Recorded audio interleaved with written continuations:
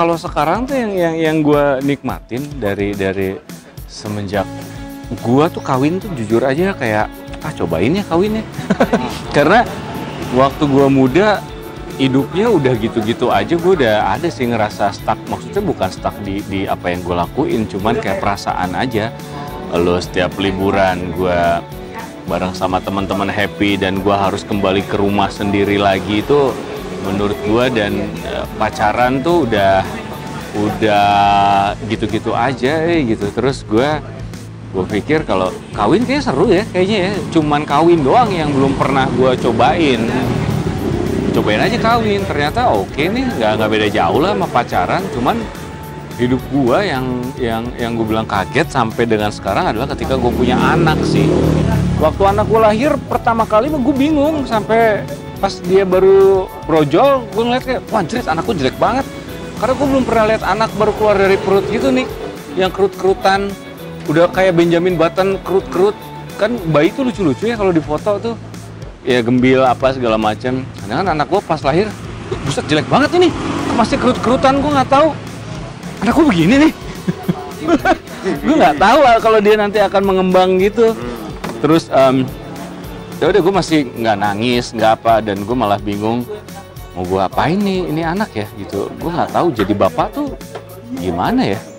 Gue cuman jalanin aja lah ya gitu. Sampai akhirnya beranjak dewasa lah dia gitu, beranjak gede, gue sampai sekarang tuh kaget dan masih kayak satu-satunya gue ngerasa gue disayang Tuhan dan merasa hidup gue diberkati itu karena ada anak gue sih sebenarnya. Kalau gue itu, dan itu merubah semua banyak persepsi. Kayak gue yang suka motret jadinya lebih suka objeknya tuh kalau anak gue atau istri gue, anak gue lagi happy. Terus nggak tahu kenapa gue sekarang kayak punya tujuan, gue harus hadir untuk anak gue happy gitu loh. Jadi lebih ke anak sih gitu. Kalau misalnya figur apa, wah gue nggak ngonsep nggak apa gitu. Kebetulan aja kayak wah rasanya tuh anak banget sih sekarang gue gitu. Gue sih nggak bilang gue anak bandel sih, gue nyebutnya gue adalah anak baik yang lemah iman sih gue nyebutnya. Kalau bandel kan berarti konsep bandelnya tuh datangnya dari gue sendiri gitu. Cuman gue tuh anak baik sebenarnya, gue nggak pernah ngelakuin yang gimana-gimana. Cuman emang lemah iman karena penasaran. Setiap apa yang ditawarin ke gue sama temen-temen gue gitu doang tuh gue langsung ya. Gue pasti menyambut semua itu gitu. Gak bisa nolak. Dan gue waktu muda nggak ngelihat alasannya kenapa gue harus ngomong enggak ya. Kalau enggak, iya gitu, lemah iman aja gitu, ditawarin dan gue nggak pernah nolak. Itu yang menyebabkan gue waktu muda lumayan mencoba semuanya yang ditawarkan sama gue, termasuk godaan-godaan syaiton itu. Anak baik gue, bukan anak bandel, gue anak baik yang lemah iman aja. Iya itu. Hidup gue tuh sempit banget kok waktu kecil. Maksud gue tinggal di Bandung. Lo tahu sebagai anak Bandung yang sangat-sangat betah Bandung itu adalah orang yang susah sekali menerima keadaan di luar Bandung. Pertama, udara sudah sangat dimanjakan sekali sama Bandung. Gue di Jakarta itu waktu itu nggak pernah betah karena panasnya udara dan tidur harus selalu dingin kan gitu. Udara AC masih terlalu aneh buat gue karena di Bandung lu nggak perlu AC, lu udah dingin. Gue bercita-cita untuk kerja dan hidup sampai mati, sampai tua tuh gue di Bandung tadinya. Nyaman lah, gue tuh sangat nyaman sekali di Bandung, sempit sekali, jarang liburan keluar Bandung apa, sampai akhirnya gue ngerasa kayak kok ada titik di mana sebenarnya nggak sengaja, karena gue mulai mendapatkan pacar kok di luar Bandung ya. Waktu itu mendapatkan pacar di Jakarta. Gue mulai melihat hidup tuh ternyata nggak cuma Bandung doang. Jakarta Bandung boleh lah gitu. Gue melihat Jakarta Bandung pacaran karena gue melihat kayak anjrit, gue kalau nyetir mobil di Jakarta deg-degan gini, terutama kalau lewat Sudirman, takut salah ngambil jalan ntar di push up sama polisi ya kan. Gue kayak wah harus ada nih, gue nggak boleh membiarkan hidup gue hanya ada di satu titik aja. Sampai akhirnya gue ngerasa lagi di keluarga gue itu adalah dulu bokap gue termasuk bokap yang sibuk ya, doi tentara gitu. Terus jarang ada apa ya, momen keluarga, liburan keluar kota tuh nggak terlalu banyak kecuali kalau Lebaran. Terus gue juga bukan datang dari keluarga yang mampu yang setiap siapa liburan gue bisa ikutin keluarga lain, nggak bisa. Kita punya cara sendiri yang iya semuanya segalanya tentang hemat gitu. Gue beli baju baru aja juga harus mengandalkan Lebaran untuk itu. Nah pada saat sekarang gue udah berkeluarga, gue pengen anak gue punya pengalaman yang lebih luas dibandingin gue, karena gue ngerasa pengalaman yang gue punya tuh belum sangat berpengalaman gitu, karena cuma dihabisin di tempat yang nggak luas. Gue tuh pengen anak gue punya pengalaman dari mulai nikmatin Indonesia itu aja sendiri luas. Kalau perlu lu nikmatin dunia gitu loh. Entah gimana caranya, dan itu yang ada obsesi gua yang mau gua tularin ke anak gua adalah tentang nyicipin semua bagian dunia gitu. Jadi pada saat gua punya anak, gua pengen dia itu merasakan kebahagiaan apa yang gua rasakan dengan menjelajah berbagai macam daerah di dunia ini gitu. Dan kalau misalnya apa yang mau gue tanamkan ke anak gue adalah gue pengen menanamkan ke anak gue, lu tuh warga internasional gitu, lu tuh adalah bagian daripada dunia. Kalau misalnya lu mau nanti cari kerja atau cari pengalaman, lu tuh bersaingnya bukan cuma sama orang Indonesia, lu bersaingnya sama orang-orang di seluruh dunia ini gitu loh. Jadi gue pengen anak gue itu adalah bagian daripada masyarakat di dunia ini, nggak cuma di Indonesia, apalagi cuma di Bandung atau di Jakarta gitu. Gue pengen lo bagian daripada dunia. Kalau tempat-tempat yang gue datengin sih sebenarnya bukan soal tempatnya sih kok. Jadi lebih ke ini. Pada saat anak gue lahir, tiba-tiba nggak tahu kenapa otak gue berpikir gue tuh pengen punya pengalaman yang banyak sama anak gue. Anak gue punya kenangan yang banyak sekali dengan bapaknya. Kenapa? Karena jujur aja gue tuh nggak berpikir apakah gue selamanya akan sanggup atau enggak gitu. Gue tuh nggak punya keyakinan selamanya gue nggak akan susah. Atau gue selalu percaya roda berputar lah. Ada saatnya di bawah dan ada saatnya di atas. Nah selagi gue bisa ngajak anak gue ke tempat yang jauh, gue akan melakukan itu gitu loh. Seenggaknya mereka tuh punya, anak gue tuh harus sadar kalau bapaknya akan melakukan segalanya buat anak gitu. Tapi kalau tidak, berarti emang lagi nggak bisa, bukan nggak mau gitu. Dan gue pengen itu nyampe ke anak gue. Kalau gue sesayang itu sama dia, dan itu yang gue pengen lah yang anak gue tahu tuh kayak gitu. Caranya tuh jujur aja gue tuh pemalas ya. Gue tuh kalau ditanya ya, gue mau nggak jadi orang kaya? Siapa yang nggak mau gitu ya? Oh mau gitu. Caranya gimana? Kerja keras gue. Nggak usah lah gitu. Kalau kerja keras mah janganlah. Gue pengennya kerja yang biasa aja, dapatnya berapa ya udahlah gitu. Gue tuh pengennya sesantai mungkin aja gitu kok. Maksudnya kalau gue tuh pengen kalaupun jadi kaya, gue pengen dengan cara yang segampang mungkin. Misalnya gue nemuin koper 30M gitu, dan gue lapor polisi dulu, ini ada yang punya nggak 30M, kalau nggak ada ya jadi milik gue gitu, kalau nggak ada yang mau ngakuin gitu. Nah gue tuh pengen jadi orang-orang yang, gue lebih pengen jadi orang yang beruntung daripada orang yang kaya. Kalau gue mah kayak gitu. Kenapa? Karena orang yang beruntung lebih seru aja hidupnya menurut gue. Kalau kerja keras tuh apa ya, kenapa sih gue selalu mendengar dari kecil tuh orang tuh disuruh kerja keras terus. Boleh nggak sih gue punya jalur yang beda? Kenapa gue, boleh nggak? Gue tuh pengennya kerja santai aja gitu loh. Ya kerja santai, nggak usah tanya pencapaiannya akan seperti apa dengan kerja santai itu. Ya nggak apa-apa gitu. Gue akan akan terima konsekuensinya kerja santai itu apa gitu. Dan gue tuh bukan nggak ngoyo atau gimana. Selama ini gue cuma pengen kerja di saat ya pas gue lagi pengen kerja gitu. Kalau gue pengen nggak kerja ya gue nggak mau kerja gitu loh. Lebih kayak gitu sih gitu. Kalau misalnya film atau apa ya kadang ada, tergantung beberapa orang ya. Kalau misalnya kita ngobrol dan kita cocok sama orang yang entah dengan sutradaranya atau entah dengan cerita film yang cocok, gue akan jalanin itu. Atau ya tergantung, kalau misalnya gue emang lagi nggak ada duit banget, kalau situasinya dia tawarin film ya udahlah, ada komprominya lagi, ya udah gue ambil aja lah dengan berbagai macam konsekuensinya gitu. Tapi kalau misalnya gue lagi nggak ada masalah, ya tergantung mood aja, lagi pengen atau enggak gue aja gitu. Gue tuh gue nggak ngerti jalan pikir orang yang punya 100 M tapi masih kerja keras. Gue nggak ngerti. Gue mah kayaknya nggak usah punya 100 M lah. Punya seandainya gue punya 50 M, udah gue nggak mau ngapa-ngapain, cuman mau kumaha aing gitu. Kumaha aing di TV diem gitu ya. Gue nggak kerja, enggak gitu. Gue nggak liburan, enggak, lagi pengen di depan TV aja, kenapa gitu. Kumaha aing we gitu. Pokoknya gue pengen kalau udah punya itu, gue nggak pengen kerja, nggak pengen diribetin dengan gaya pikiran orang-orang kebanyakan yang kita harus cari kerja, kita harus menimbun kekayaan.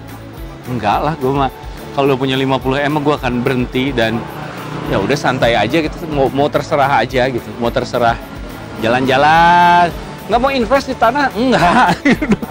Kenapa mikirnya harus invest? Enggak, gue mau cuman pengen nikmatin aja, ikutin aja kaki gue kemana, jalan aja gitu. Gue juga nggak mengharuskan anak gue nanti harus kaya atau kayak gimana. Udah, yang penting lo happy lah gitu dengan jalan yang benar gitu. Kebetulan gue ketemu istri yang sejenis kayaknya ya. Dia juga kebetulan pemalas juga. Dan kita pernah ngobrol, kita kayaknya kalau dikasih kaya percuma ya, duitnya akan dipakai apa juga gitu. Emang lo pengen misalnya tas mahal bertebaran di lemari lu? Enggak gitu. Jadi gue bukan belanja. Apakah gue pengen numpuk barang-barang mahal? Enggak ya gitu. Nggak pengen juga dilihat orang sebagai orang terpandang kaya, enggak juga gitu, lebih nggak bodo amat gitu. Jadi hal-hal yang gue nikmatin sekarang adalah kalau sama keluarga sama bini gue cuman jalan-jalan sampai nyasar-nyasar dan motret-motret doang. Cuman itu doang, cuma ngambil experience-nya doang, bukan belanjanya gitu. Cuman kadang-kadang ada undangan misalnya kemana gitu, adalah perjalanan gratis gitu, ada yang mengundang, yang akan gue ambil. Kayak gitu. Tuh, gue tuh benci sekali dengan kata seragam ya. Jadi kalau misalnya selera musik sih, kenapa harus seragam? Musik alirannya banyak, bandnya banyak, musisinya banyak. Silakan aja, lu mau menikmati yang itu dan gue menikmati yang ini. Ya semua, kalau perlu orangnya kalau butuh beda-beda. Lebih seru dunia ini kalau beda. Kalau seragam agak kurang seru ya kayaknya ya gitu loh. Menurut gue. Jadi kalau misalnya gue sih pengen sesantai mungkin aja hidup ini. Karena gue nggak mau, gue tuh dari dulu kayak selalu mendengar anak itu dipecut, harus berprestasi lah, harus hidup sukses lah, harus inilah. Boleh nggak sih gue nggak ke situ gitu loh. Boleh nggak yang sesantainya dan menyenangkan aja gitu. Gue masih pengennya sih masih kayak gitu. Kan karena gue nggak melihat misalnya ada orang yang mampu dan nggak mampu. Yang mampu silakan bagus, yang nggak mampu juga nggak salah gitu hidupnya gitu. Dan gue tuh nggak pernah ngerti nih, dulu mungkin gue waktu gue kecil, bokap gue lagi ada atau lagi enggak, buat gue tuh sama aja gitu. Gue pernah kok ngerasain gue pengen beli Kentucky itu juga nggak bisa gitu. Gue nggak bisa seenaknya minta nyokap gue beliin Kentucky atau McD gitu, karena gue pernah merasakan Kentucky dan McD itu adalah makanan yang mewah karena di luar masakan nyokap kan. Dan tapi nggak apa-apa juga, gue tidak pernah membenci keadaan gue. Zaman gue nggak ada, ya gue nggak benci itu gitu loh. Zaman waktu duit gue cuman goceng di dompet juga happy aja perasaan hidup gue. Gue masih bisa berteman sama ini, gue bisa numpang makan di tempat temen gue. Gue nggak pernah membenci keadaan gue dengan apapun keadaan materi saat itu gitu loh. Kayak gitu. Dan menurut gue kayak ya nggak ada yang salah dengan banyak kondisi orang gitu. Yang salah adalah ketika lu membenci keadaan diri lu sendiri, gue pikir ya. Kalau lu nggak benci mah baik-baik aja ya. Gue sekarang punya keluarga. Yang gue rasain, gue pengen itu akan utuh sampai kapanpun. Kenapa? Karena itu yang adil buat semuanya. Adil buat gue, adil buat istri gue, dan adil buat anak gue adalah dengan melihat keluarga gue tetap utuh. Karena gini, yang menjaga keluarga utuh ini siapa? Bahkan bukan cuman gue doang, bukan gue, istri, bahkan anak gue pun menjaga itu. Ini ada satu kejadian yang gue nggak nyangka sekali. Di awal-awal pandemi, puncak stresnya gue, ya lo nggak ngapa-ngapain, lo bosen di rumah, lagi sensi, bini gue lagi hamil, hormonnya lagi naik. ada momen dimana gue berantem gede sama bini gue, berantem sampai gue memutuskan udahlah gue nggak bisa tidur sebelahan sama lu lagi gitu, nggak bisa nih, gue tidur situ aja. Ada satu momen dimana anak gue itu anak gue tuh kalau nyuruh cium gue pasti dia nggak mau, anak cowok kan nggak mau gitu, gue lari-lari, gue yang harus maksa nyium dia gitu.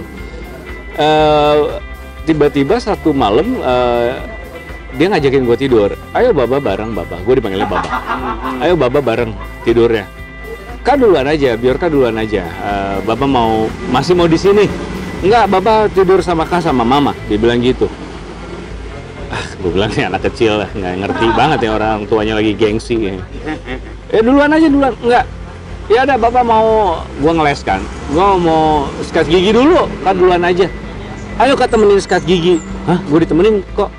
Gue sampai sikat gigi ditungguin sama dia masuk kamar mandi, terus dia minta pipis bareng satu kloset. Bareng gitu pipisnya, dia keluar dari airnya dari titiknya, gue juga keluar air dari titik gue, bareng kita pipis. Tumben-tumbenan nih anak mau pipis. Jangan pipisnya jauh-jauh biar nggak muncrat itu ke kamu air pipisnya. Nggak kena kan di sini dia bilang. Kok yang ngotot lah. Pengen bareng. Udah selesai gue sikat gigi, maksud gue ya udah yuk gue anterin lah lo ke kamar lo tidur. Kan kita selalu bertidur bertiga. Gue dipegangin kok. Gue dipegangin masuk ke kamar tidur. Dan dia bilang, nggak pernahnya, tiba-tiba jadi manis sekali anak ini. Dia bilang, Kak mau Bapak tidurnya sini ya. Sampai pagi nanti Kak bangun, Bapak ada di sini ya. Jadi gue nggak boleh tidur di tempat lain selain barengan sama ibunya dan dia gitu. Gue kan kayak, anjir gue terharu. Akhirnya ya kita mulai ada omongan untuk berbaikan dan ditutup dengan seks. Yang hot tentunya. Habis berantem itu ditutup dengan seks yang hot sekali. Dan besoknya anak gue kembali normal lagi. Jadi gue pikir kayak wah gila ya, bahwa keluarga ini tuh dijaganya bukan hanya gue yang berusaha atau hanya istri gue yang berusaha, tapi bahkan anak gue juga berusaha buat mempertahankan keluarga ini tuh tetap utuh gitu loh. Dengan umur sekecil itu. Kena aja sih di gua gitu, kena, dan gua nggak nyangka anak gua bisa melakukan hal-hal itu. Nah ya. Jadi gua itu sih, gua kayak anjir. Dan kalau misalnya konsepnya gue pengen baik-baik aja, enggak sih, gue normal. Gue tuh hanya bisa bilang gue tuh keluarga yang normal sekali. Normal dalam arti kata, ada momen lu nggak punya duit, lu nggak bisa kemana-mana. Ada momen lagi ada rezeki lebih, lu bisa liburan. Ada momen lu berantem juga ada. Lo juga ada momen dimana kadang lo normal sekali lah. Semua yang dirasain sama keluarga, gue pun juga merasakan itu gitu loh. Ya kalau misal image apa, bukan soal apa yang mau gue tampilin sih gitu. Cuman emang kalau ngomongin Instagram, dari apa yang terlihat misalnya di Instagram tuh pure hanya tempat gue tuh suka motret. Instagram tuh buat gue tuh pengganti album foto zaman dulu gitu loh. Album foto yang biasa kalau lu ke rumah orang lu lihat, nah itu tuh bentuknya sekarang udah digital dan itu Instagram menurut gue. Jadi gue mendokumentasikan segala sesuatu yang gue lihat tuh di situ. Jadi kenapa banyak cerita tentang keluarga, karena sehari-hari gue sama mereka gitu. Jangankan sama mereka, kadang gue kerja bareng sama bini gue dan bareng. Ya semuanya bareng gitu sama bini gue. Kalau misalnya liburan juga yang gue incar adalah liburan bareng mereka gitu. Gue jarang ngincar liburan hanya gue dan sendirian gitu. Gue jarang sekali. Gue pernah sih pergi sama temen gue, ada motret lah gitu, kita ke mana gitu 10 hari sama teman-teman gue, nggak sama bini gue, mana gue, rasanya tetap ada yang kurang gitu. Biasanya gue tuh harus nikmatin semua ini kayak sama anak gue dan bini gue harus happy gitu. Jadi kalau di keluarga tuh gue adalah orang terakhir, prioritas terakhir untuk dibuat bahagia tuh gue. Yang pertama adalah anak gue, yang kedua bini gue, dan yang terakhir gue. Kalau gue gitu. Oke.